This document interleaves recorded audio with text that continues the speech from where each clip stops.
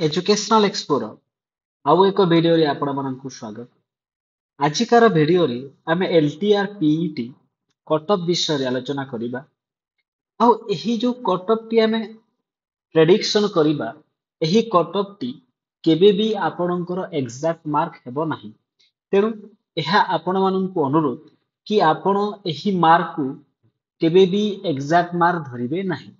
ଆମେ ଜଷ୍ଟ ଗୋଟିଏ ପ୍ରେଡିକ୍ସନ କରିବା କେତେ ମାର୍କ ଯାଇପାରେ ଫାଇନାଲ ମେରିଟ ଲିଷ୍ଟ।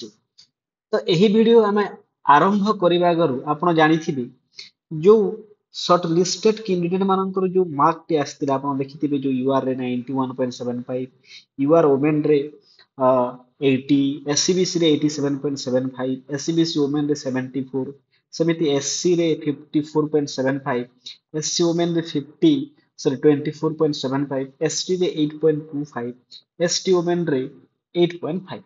ଆପଣ ଏଠି ଗୋଟିଏ ଜିନିଷ ଦେଖିପାରୁଥିବେ ଅନ୍ୟ ଯୋଉ ସବଜେକ୍ଟ ଗୁଡାକ ଥିଲା ସେହି ସବଜେକ୍ଟ ରେ ଯୋଉ मेल और फीमेल ର ଯୋଉ ତାଙ୍କର ଯୋଉ ଡିଫରେନ୍ସ ଯୋଉ ରହୁଥିଲା ନମ୍ବର ଅଫ କ୍ୟାଣ୍ଡିଡେଟ ରେ ତାହା ଯୋଉ ତାଙ୍କର ଯୋଉ କଟଅଫ ମାର୍କ ରେ ତାହା ବହୁତ କମ ରହୁଥିଲା। କିନ୍ତୁ ପିଟି କ୍ଷେତ୍ରରେ କଣ ଦେଖାଯାଉଛି ନା ଏଠି ଆପଣ ଦେଖିପାରୁଥିବେ ପାଖାପାଖି 12 ମାର୍କ ର ଡିଫରେନ୍ସ ରହୁଛି। କାରଣ ଯୋଉ ପିଟି ଯୋଉ ଫିଜିକାଲ ଏଜୁକେସନ ଟିଚର ରହୁଛି ସେଥିରେ ବହୁତ କମ ଫିମେଲ କ୍ୟାଣ୍ଡିଡେଟ୍ସ ଥାନ୍ତି।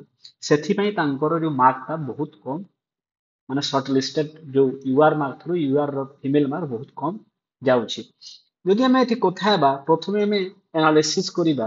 ଆପଣ ମାନେ ଜାଣିଥିବେ ଯୋଉ ଏଲଟିଆର ର ଯୋଉ ଭେକେନ୍ସି ଯେତେବେଳେ ଆସିଥିଲା ଯୋଉ ପିଇଟି ର ଆପଣ ଯଦି ଭେକେନ୍ସି ର ଡାଟା ଦେଖିବେ ତ ଆପଣଙ୍କର ଟୋଟାଲ କେତେ ପୋଷ୍ଟ ଆସିଥିଲା ନା 681 ପୋଷ୍ଟ ଆସିଥିଲା।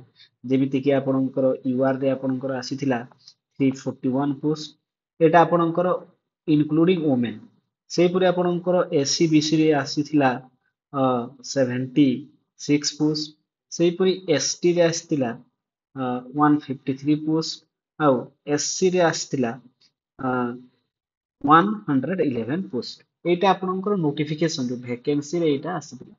ଯଦି ଆମେ ଦେଖିବା ଯୋଉ ସର୍ଟ ଲିଷ୍ଟେଡ ଯୋଉ ହେଇଛନ୍ତି କୋଉ କ୍ୟାଟେଗୋରୀରେ କେତେ ପିଲା ସର୍ଟ ଲିଷ୍ଟେଡ ହେଇଛନ୍ତି ମୁଁ ନିଜେ କାଉଣ୍ଟ କରିଛି। ମେ ବି ଯୋଉ ନମ୍ବରଟା ଗୋଟିଏ ଦୁଇଟା ନମ୍ବର ଆଗ ପଛ ହେଇପାରେ। ଯଦି ଆମେ ସର୍ଟ ଲିଷ୍ଟେଡ କ୍ୟାଣ୍ଡିଡେଟ ଦେଖିବା ଆପଣଙ୍କ ଟୋଟାଲ ସର୍ଟ ଲିଷ୍ଟେଡ କ୍ୟାଣ୍ଡିଡେଟ ଅଛନ୍ତି 1023।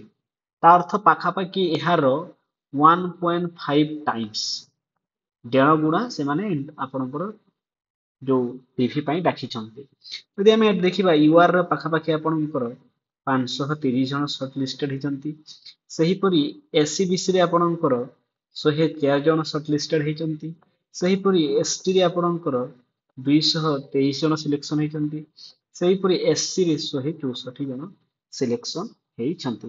ଯଦି ଆପଣ ଏଇ ଯୋଉ ଡିଫରେନ୍ସ ଦେଖିବେ, ଯଦି ଆମେ ଏଇ ଯୋଉ ଡିଫରେନ୍ସ ଦେଖିବା ଯୋଉ ଭେକେନ୍ସି ଆଉ ସର୍ଟ ଲିଷ୍ଟେଡ ର ଆପଣ ଏଠି ଦେଖିପାରିବେ ଯୋଉ ୟୁଆର ରେ ଯୋଉ ଆପଣଙ୍କର ଯୋଉ ସର୍ଟ ଲିଷ୍ଟେଡ ହେଇଛନ୍ତି 530 ଜଣ ଆଉ ଆପଣଙ୍କର ଯୋଉ ଭେକେନ୍ସି ଆସିଥିଲା କେତେ ପୋଷ୍ଟ ନା 341 ପାଖାପାଖି 189 ନମ୍ବର ଅଫ କ୍ୟାଣ୍ଡିଡେଟ୍ସ ଅଧିକା ଅଛନ୍ତି।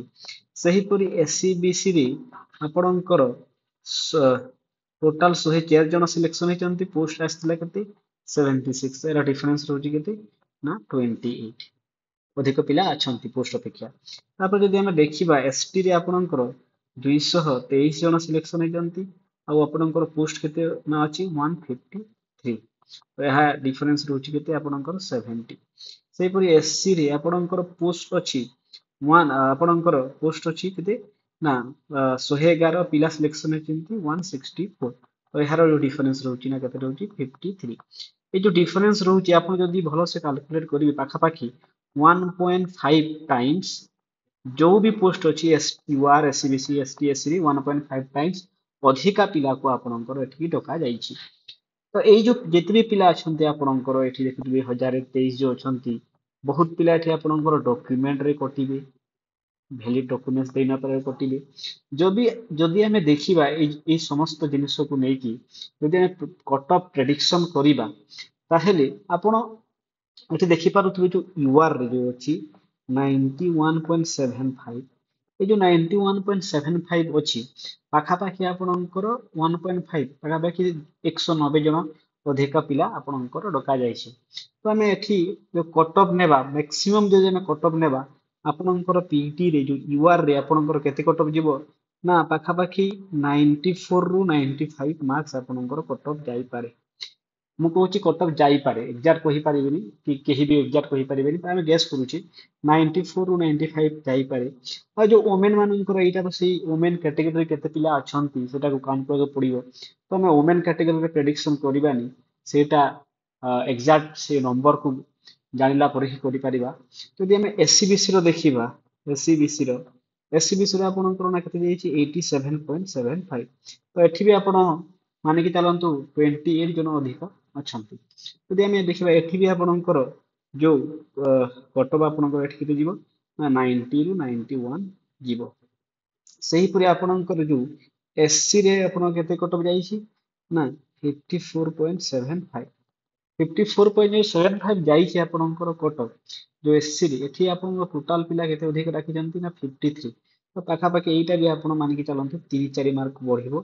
ଯଦି ଏଠି ଆମେ ଧରିବା ତ ଏଠି ଆପଣଙ୍କର ଯୋଉ କଟଅଫ 57 ରୁ 58 ଏଟା ହଉଛି ଆପଣଙ୍କର ମ୍ୟାକ୍ସିମମ୍ ମାର୍କ ଯାଇପାରେ। ଆଉ ଏସଟି ର ଯୋଉ ରହୁଛି 8.25 ଏଇଟା ଯୋଉ ରହୁଛି 8.25 ଏଠି ଆପଣ ଓମେନ ମାନଙ୍କର ଅଧିକ ଯାଇଛି, କ୍ୟାଣ୍ଡିଡେଟ୍ସ କମ ଥିବେ ସେଥିପାଇଁ।